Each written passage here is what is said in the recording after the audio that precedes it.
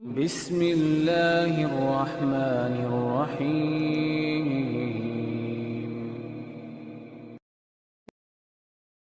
سیدنا حسین رضی اللہ تعالی عنہ، ان کے بارے میں ایک بات کر کے میں بات کو ختم کر دوں۔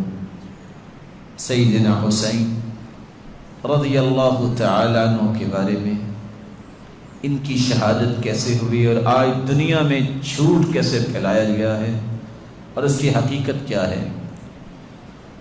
سیدنا حسین رضی اللہ تعالیٰ عنہ حج سے فارغ ہوئے، عراقیوں نے ان کو خط لکھے اور اتنے خط لکھے، امام ابن تیمیہ اپنے فتاوے میں اور اسی طرح منہاج السنہ میں بڑی لمبی بحث کی ہے، یہاں تک کہ صندوق بھرا گیا، اتنے خط لکھے آپ آ جاؤ۔ کیوں آ جاؤ؟ سنت یہاں مٹ رہی ہے، بدعت آ رہی ہے، آپ آؤ، ضرور ہمارے پاس آؤ، ہم آپ کے ہاتھ پہ بیعت کریں۔ سیدنا حسین نے جانے کا ارادہ کیا، لڑائی کے لیے نہیں، قتال کے لیے نہیں۔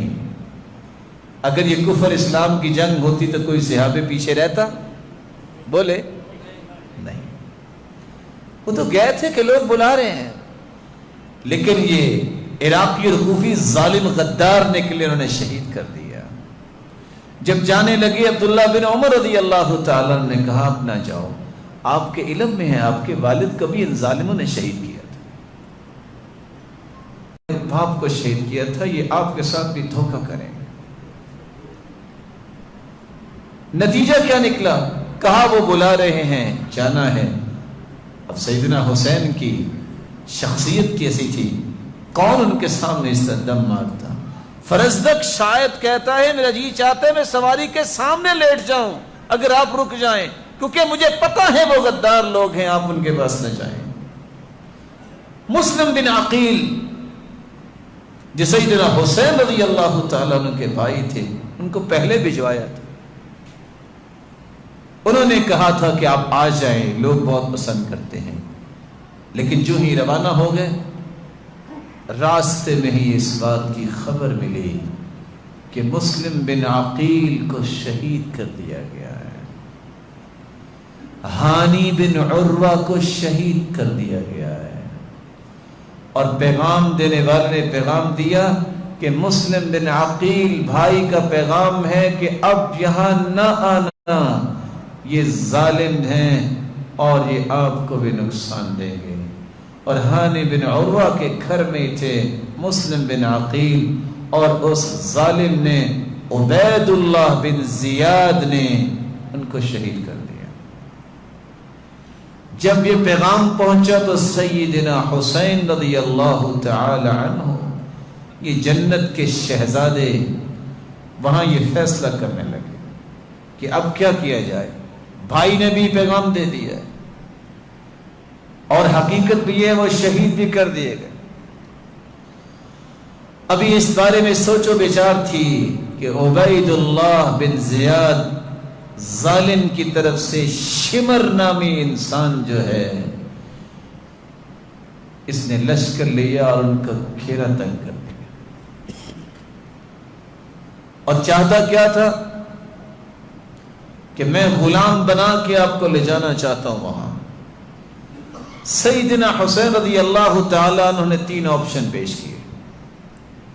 کہا پہلی بات تو یہ ہے میں واپس جانا چاہتا ہوں حجاز، ارض حجاز، نہیں تو میں کسی جگہ بھی مسلمان جو جہاد کر رہے ہیں میں ان کے صف میں شامل ہونا چاہتا ہوں، نہیں تو میں یزید کے پاس جاؤں گا اور اس کے ہاتھ پہ بیعت کروں گا۔ سب سے بڑا مسئلہ یہ تھا کہ اگر یہ یزید کے پاس چلے گئے تو عبید اللہ بن زیاد اس مجرم کی گردن بھی اڑے گی اور سب کی گردن اڑے گی، لیکن وہاں ہی کوئی لڑائی کا ان کا ارادہ نہیں تھا۔ ان ظالموں نے گھیرا تنگ کیا، پھر اپنا دفاع کرتے ہوئے سیدنا حسین رضی اللہ تعالی عنہ شہید کر دیے گئے۔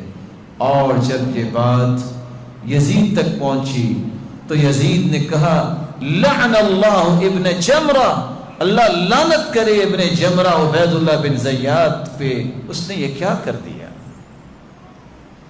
اور سیدنا حسین کے بھائی بتاتے ہیں کہ انہوں نے اسے دیکھ بھال کی اور مدینے تک پہنچایا، اور سیدنا حسین رضی اللہ تعالی عنہ کا سر مبارک مدینے لایا گیا، ان کے جسم کو، جسد خاکی کو وہاں ہی دفنایا گیا۔ اور جب مدینہ میں سیدنا حسین رضی اللہ تعالی عنہ کے سر کو لایا گیا، اس سر مبارک کو عمر بن سعید اور بنو امیہ کے لوگ جمع تھے۔